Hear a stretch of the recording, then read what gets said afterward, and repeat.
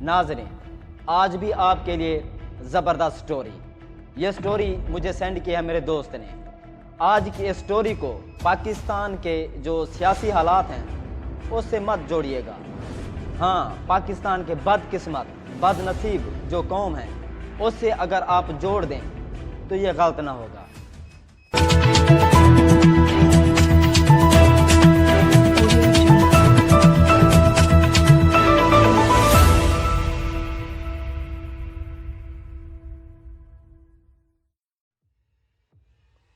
پرانے وقتوں کی بات ہے کہ ایک بہت بڑا قبیلہ ہوا کرتا تھا۔ اس قبیلے کا ایک دستور تھا کہ سال کے ختم ہونے کے بعد جو ہی نیا سال شروع ہوتا تھا تو اسی صبح کی سورج کی پہلی کرن نکلتے ہی جو پہلا شخص اس قبیلے میں داخل ہوتا تو اس کو اس قبیلے کا پورے سال کے لیے سردار بنا دیا جاتا تھا۔ ایک مسافر رستے کی تلاش میں اتفاقاً جو ہی بستی میں داخل ہوا، قبیلے والوں نے ڈھول بجاتے اور خوشی سے رقص کرتے ہوئے اسے کندھوں پہ بٹھایا اور سردار زندہ باد کے نعرے لگانے شروع کر دیے۔ اس کو ویلکم کیا اور محل میں لے جا کر تخت پر بٹھا دیا۔ مسافر کو جھک جھک کر بتایا کہ آپ ہمارے سردار ہو گئے ہیں۔ اس کی خدمت، اس کو پروٹوکول دیا، اتنا بہترین طریقے سے اس کا ویلکم کیا کہ وہ بیچارہ خود بھی حیران رہ گیا، اور ساتھ ہی یہ کہا کہ چونکہ آپ ہمارے پہلے سردار ہیں تو جو بھی آپ حکم دیں گے عمل کریں گے ہم، یہ ہمارے قبیلے کا اصول ہے۔ چند دن بعد اس سردار کو خیال آیا اور اس نے مشیر خاص سے پوچھا کہ مجھ سے پہلے والے سرداروں کا کیا بنا، یعنی کہ وہ جاننا چاہتا تھا کہ اگر جو اس قبیلے کا سردار پہلے بھی گزر چکے ہوں گے اور جو اس قبیلے کا اصول ہوگا تو اس کو جو ہے نا یہ ہوا کہ پوچھنا چاہیے کہ ان کا طریقہ کار کیا ہے، کیا کرنا ہے، اور جس کو ختم کر دیتے ہیں سردار کو تو اس کا پھر کیا کرتے ہیں، وہ کہاں جاتا ہے، یا اسی سال کے دوران وہ قبیلے کے لیے کیا خدمات انجام دیتا ہے۔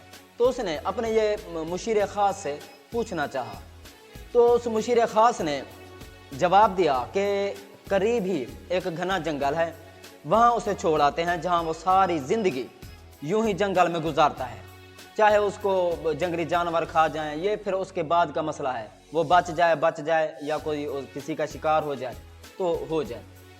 یہ سن کر وہ جو موجودہ سردار تھا وہ ڈر گیا اور اس نے اپنی ایک نئی اسٹریٹجی بنائی کہ چونکہ میں سردار تو بن گیا ہوں، اب میرے ساتھ بھی تو وہی ہوگا جو سابقہ جو سردار تھے، چیف تھے، ان کے ساتھ ہو چکا ہے۔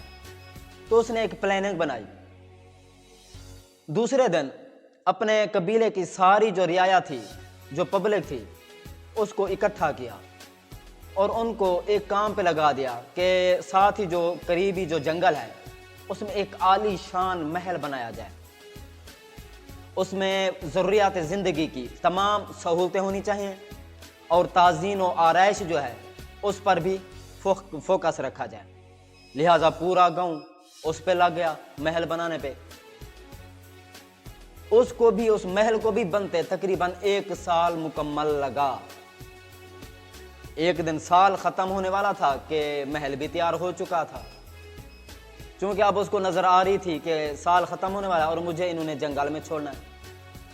تو پبلک پھر بھی نہ سمجھی، کیونکہ وہ پبلک، وہ قوم جو ہے ہمارے جیسی تھی، ذہنی غلام، شخصیت پرست۔ تو جو ہی 1 سال ختم ہوا اس سردار کو اٹھایا کندھے پہ اور جنگل میں چھوڑ دیا۔ اب اس کو کس چیز کا خوف تھا، کس چیز کا ڈر تھا؟ یہ وہی شخص تھا جو بھٹکا ہوا تھا، راستے کی تلاش میں تھا، لیکن اب کیا ہوا کہ اس نے ایک ایسی بے وقوف قوم کو 1 سال مزید کے لیے جو ہے نا بے وقوف بنایا اور اس نے اپنی پوری زندگی آرام و آسائش سے گزارنے کے لیے منصوبہ بندی کی۔ تو اس کو جنگل میں چھوڑا ہے، وہ چلا گیا اپنے محل میں، وہ اپنی عیاشی کی زندگی وہاں گزارنے لگا۔ اب وہی قوم اس کو چھوڑ کر پھر نئے سال کے لیے اپنا سردار ڈھونڈنے چلی گئی، جس کو وہاں چھوڑ کر آ گئے جنگل میں، اس کے بعد یہ سابق سردار صاحب جنگل میں موجود اپنے نئے محل میں خوشی خوشی عیاشیوں والی زندگی گزارنے لگا، جہاں وہ پرانے قبیلوں سے پہلے ہی بہت سی دولت ساتھ لے کر آ چکا تھا۔ امید ہے کہ یہ کہانی آپ کو سمجھ آئی ہوگی، اور ہمارے جو سردار ہیں سیم اسی طرح ہی ہمارے ساتھ کرتے ہیں۔ اس کہانی کے بعد میں آپ کو ایک گائیڈ لائن دینا چاہتا ہوں، وہ یہ ہے کہ ہمارے جو سردار ہیں سیم اسی طرح ہمارے ساتھ کرتے ہیں۔ وہ ہمارے لیے تو کچھ نہیں کرتے، اپنی آگے والی زندگی کے لیے وہ کافی سارا جو سامان ہے وہ اکٹھا کر لیتے ہیں، چاہے 1 سال کے لیے ہوتے ہوں یا 2 سال کے لیے یا 3 سال کے لیے، یا جو ہم پر 70 سال کے لیے مسلط ہوئے۔ کچھ کہتے ہیں ہم نے 36 سال سیاست کی، 36 سال فلانے نے کی۔ ہمارے ملک نے ترقی اس لیے نہیں کی کیونکہ 36 سال اس نے گزارے، اس نے قبضہ کیے رکھا، اور 36 سال ڈائریکٹ قبضہ کیے رکھا، اور 36 سال انڈائریکٹ، یعنی کہ بعد میں بھی انوالومنٹ پائی جاتی رہی۔ ہم سے الگ ہوا بنگلہ دیش، اور اس کی جو اکانومی ہے وہ ہم سے کئی گنا زیادہ ہے۔ یہ دیکھیں، اس کی جو ترقی ہے ہم سے زیادہ، اس کی رفتار جو ہے، اور اس کی جو کرنسی ہے وہ بھی ہم سے زیادہ ہے۔ تقریباً اس کا 1 روپیہ ہے، ہمارا 1.5 روپیہ ہے۔ سیم اسی طرح انڈیا کا بھی۔ ایک اور چیز میں آپ کو ذہن نشین کراتا چلوں، آپ کو پتہ ہے کہ انڈیا کا سردار کون ہے، چیف کون ہے، چیف آف آرمی سٹاف کون ہے؟ میں یقین سے کہتا ہوں بہت ہی کم لوگوں کو پتہ ہوگا۔ کیوں؟ کیونکہ وہ سیاست میں انوالومنٹ نہیں رکھتے، اور بدقسمتی سے ہمارے سردار جو ہیں جہاں دیکھو ڈسکس ہو رہے ہیں، جہاں دیکھو انوالومنٹ۔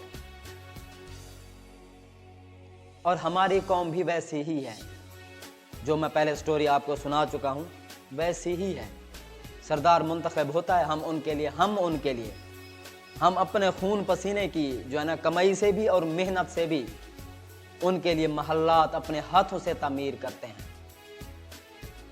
اور پھر جب وہ ملک کو لوٹ کھا کر ان کا وقت ختم ہوتا ہے تو اپنے وہ محلات میں چلے جاتے ہیں۔ نواز شریف کو دیکھ لیں، اب اتنا تو جوڑ لیا ہے، جو 5 مرلے کے مکان سے نکل کر آیا تھا، اور یہاں اس نے 30 کم و بیش مبینہ طور پر 30 ملیں بنا لی ہیں، جو کہ ذرائع سب کو پتہ ہے، یہ بھی ہمیں ذرائع سے ہی معلوم ہوا ہے۔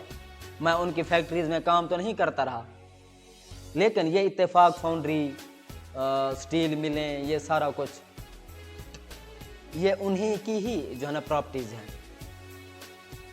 اب آرام سے بیٹھ کر کھا سکتے ہیں، اور انہوں نے بھی اپنے محلات ہمارے جو ہے نا ہماری محنت سے، ہمارے پیسے سے، ہماری جو ہے نا خون پسینے سے جو ہے نا بنائی ہیں انہوں نے، لندن میں، یورپ، ادھر ادھر۔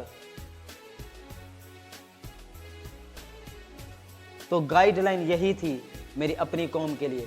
میں بذات خود بھی اس میں شامل ہوں، کیونکہ ہم ذہنی طور پر غلام ہیں، ہم خود سے نہیں سوچتے، ہمارا جو دماغ ہے اس کو کوئی اور کنٹرول کر رہا ہے، ہمارے دماغ کی جو رسی ہے، ڈور ہے، وہ کسی اور کے ہاتھ میں ہے، وہ اس طرح ہمیں گھما رہے ہیں، وہ ہمیں استعمال کر رہے ہیں، وہ اپنے فیوچر کی پلاننگ کر رہے ہیں، اور ہمیں وہیں دھنسایا ہوا ہے جہاں ہم 70 سال پہلے تھے۔ پارٹیشن ہوئی ہے، غلامی ختم نہیں ہوئی۔ پہلے ہم پر انگریز مسلط تھا، اب ان کے چیلے مسلط ہیں۔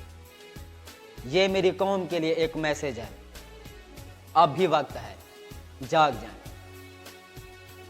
ان لوگوں کو محلات بنا کر نہ دیں جو اپنی باقی کی زندگی جو ہے وہ عیاشی کی گزار لیتے ہیں، لیکن عوام ہماری وہیں ہے، ڈیڈ لائن سے بھی نیچے چلی گئی ہے۔